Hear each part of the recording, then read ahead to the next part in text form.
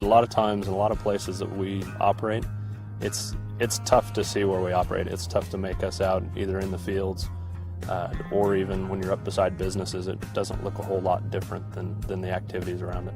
They've been very good neighbors. We have been very pleased. You know, they let us know what they're going to do and check with us, make sure that's all right, and have just done a great job of taking care of everything. I think you set the tone of being a good neighbor when you drill the well, when you complete your well, and it's up to the production group, you know, to continue that good relationship with the homeowners, with the church, you know, because we're going to be here hopefully for 20 or 30 years. So, you know, we want to keep that relationship good. So we're going to try everything we can to be a good neighbor. Drilling and completing an oil and gas well is very similar to you building your house. It goes in steps. We have the well drilled, and now we're starting the completion process. For the Barnett Shale, it is a very solid, dense rock, and for it to produce the natural gas out of that rock, you have to fracture stimulate. And that is nothing more than pumping water and sand at high pressure, and it creates cracks in the rock, and that releases the gas from the rock, and it flows through those cracks back into the well bore and to the surface. And that allowed these wells to produce for 7, 8, 10, multiple years. There are numerous precautions that are used in fracture stimulation where this process does not in any way harm the environment around these wells. There are multiple layers of protection that are in place, from steel casing to cement around the casing, that maintains that fracture stimulation just within the formation. We have techniques and technology that allows us to actually listen and hear where the rock is cracking, so we know that the fracture stimulation stays within the Barnett. So fracture stimulation is an absolute very environmentally friendly technique for producing natural gas. Wattenberg Field is one of the largest oil and gas fields in the onshore U.S. Without hydraulic fracturing, it would have been dead after its first 10 years. Hydraulic fracturing actually isn't a new technique. It's been around for decades. However, we do continue to improve it. All of the completions we do now are fracked. They're all hydraulically fractured. Without those completions, this field would have been dead long ago. All the activity, all of the jobs out here wouldn't exist if we couldn't hydraulically fracture these wells. What we have here is a recycling site. After we frack the wells, the fracture stimulation, pumping water and sand into the well bores, we produce that water back out of that well. It is pumped in as fresh, clean, fresh water, but it picks up some contaminants while it's in the well bore, primarily salt. So one of the things we are doing as a company is bringing it back to a recycle facility. And we run it through the recycle facility, remove the salts, remove any of the other impurities, and what you see over here is clean, actually distilled water, clean, pure water. And then this water can be used and taken to another frac job and reused. So we're recycling the frac water that we're using on these wells. If you're not recycling the water, one of the things that the industry has used is after that water is produced back from the well bores after a fracture stimulation, that water is taken by truck to a water disposal well, and it is pumped into a formation well below the earth. In addition to that, we've introduced horizontal drilling that has really increased the size of the Barnett Shale area that can be productive in the future. We're going to be drilling 3 horizontal Barnett Shale wells off this pad. This will drain about 400 to 500 acres of minerals, but we're doing this all from this small 4-acre pad site.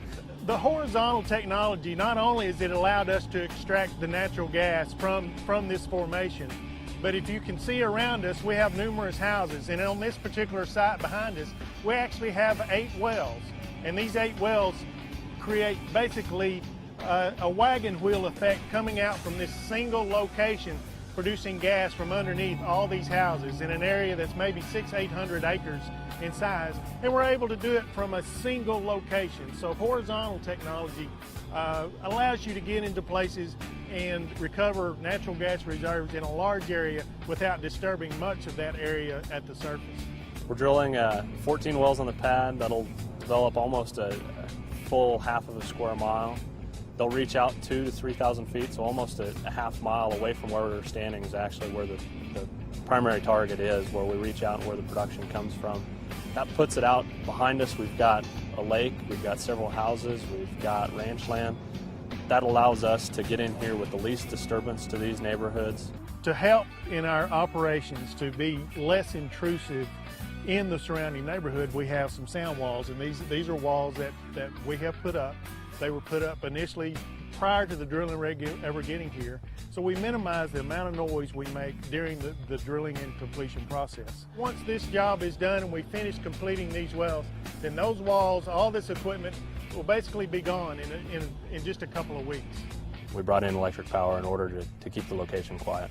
All of our pumps and a lot of the equipment are run off electricity, and being on a golf course, we wanted to keep things a lot quieter in the area. We actually had to work very closely with the developer here. The golf course was operating at the time we came in, went through several different versions of different plans in order to come up with something that worked well for both us and for them. Came up with a very successful solution. There were no surprises. We knew exactly what they were going to do. We have a share of it, so we got division orders to sign and send back in. We've had just a very positive experience. On locations like this one, the state actually owns a portion of the royalties. A couple of the wells on this location are actually drilled under the state park that borders it on the other side of this pad. Revenues from those royalties go back in, help maintain the state park that's there. Got a series of lakes, nice campgrounds, picnic areas. Since completing that activity, we've graded it back out, actually contoured it to the landowner's specifications. Next step then is to come in and reseed it. The grass will grow back in. We plant native grasses to match the surroundings. Within 2 to 3 years, this will look a lot like the hillsides behind us. When we're done with the major operations, after drilling finishes, after completion finishes, we really don't take up much space. The wells are really tough to make out in the cornfields because really they just take up a few square feet. There are numerous shale rocks throughout the nation. The Barnett right now is producing about 7% of the nation's gas that it is currently using. There are projections that the shale rocks within the country and within the nation can produce up to 40 to 50% of our needs in the future. There's a lot of room to learn from different operations, whether it's operating here in Colorado, in Wyoming, in Texas. We're learning all the time. We're applying that. We do things differently even than we were a couple of years ago. We'll continue to learn from that, and we'll apply it for future developments so that we make sure we're developing places like the Marcellus Shale in Pennsylvania as responsibly, as concerned for the environment, and as efficiently as possible. It's been a very good relationship. With today's technology, we are only recovering about 20% of the natural gas in place on this location in a period of time. Future technology and the evolving technology, and I think fracture stimulation will play a big part of that. Future fracture stimulations in these existing wellbores will increase that recovery and provide some reserves. This is the best that we know how to do at this time. We're continuing to grow. Things will continue to improve. We're working to do the best we can all the time.